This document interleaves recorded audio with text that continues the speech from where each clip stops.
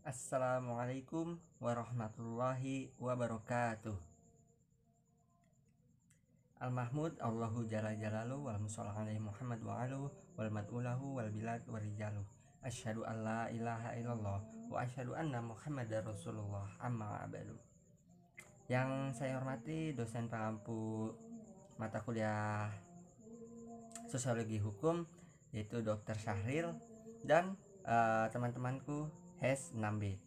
Nah, izin memperkenalkan diri, saya Muhammad Arifin dari kelas HES 6B akan mempresentasikan kepastian hukum dan keseimbangan. Apa itu kepastian hukum? Asas kepastian hukum adalah asas dalam negara hukum yang mengutamakan landasan peraturan perundang-undangan, kepatutan, dan keadilan dalam setiap kebijakan penyelenggaraan negara. Kemudian bagaimana penerapan asas kepastian hukum ini? Nah, penerapan asas kepastian hukum itu sudah tertera pada pasal 1 ayat 1 KUHP yang dimana berbunyi suatu perbuatan tidak akan ditindak pidana, tidak dapat dipidana kecuali berdasarkan kekuatan perundang-undangan yang telah ada.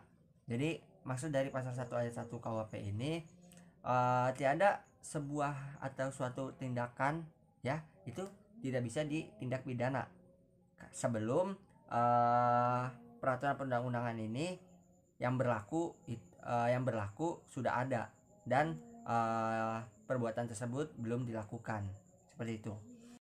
Baik, apa contoh dari asas kepastian hukum ini?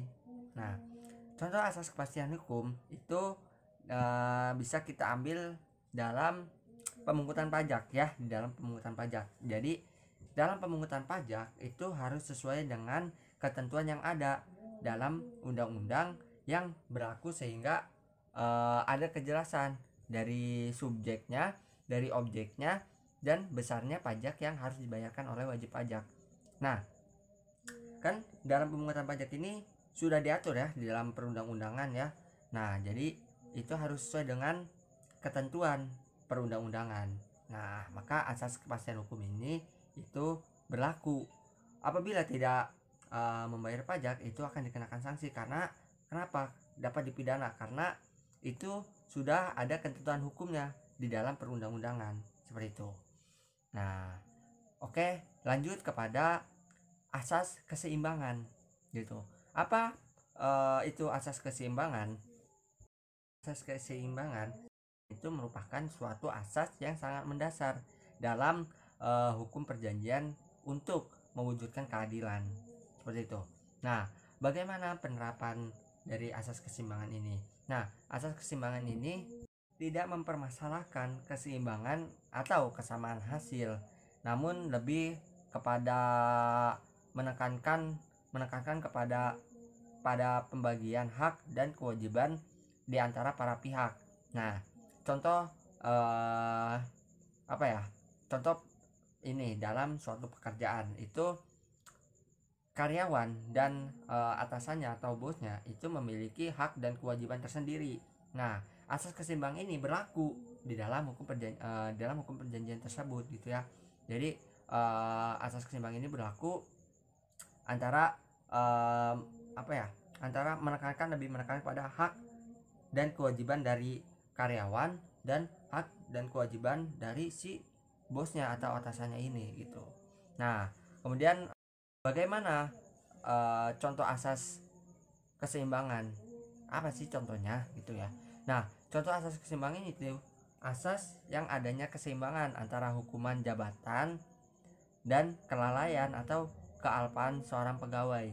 Jadi gini, contoh seorang pegawai ini pegawai kantor ya, pegawai kantor, dia di dalam divisi sekretaris gitu ya. Nah, si pegawai ini membuat laporan kemudian ada kesalahan pengetikan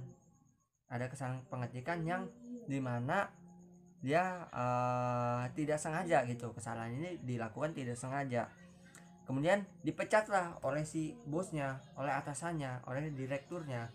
Nah, itu tidak sesuai dengan asas keseimbangan. Mengapa? Karena hukuman dari pegawai itu tidak sesuai dengan apa yang dilakukan si pegawai gitu ya.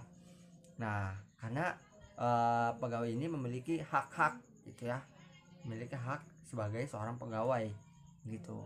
Nah, maka asas keseimbangan ini berlaku ya, bagaimana menekankan kepada hak dan kewajiban antara pegawai dan si atasan direkturnya. Nah, mungkin itu saja yang bisa saya sampaikan mengenai asas kepastian hukum dan asas keseimbangan ya. Mungkin sekian dari saya. Hadza wallahu yarana wa yafazuna walhamdulillahi rabbil alamin.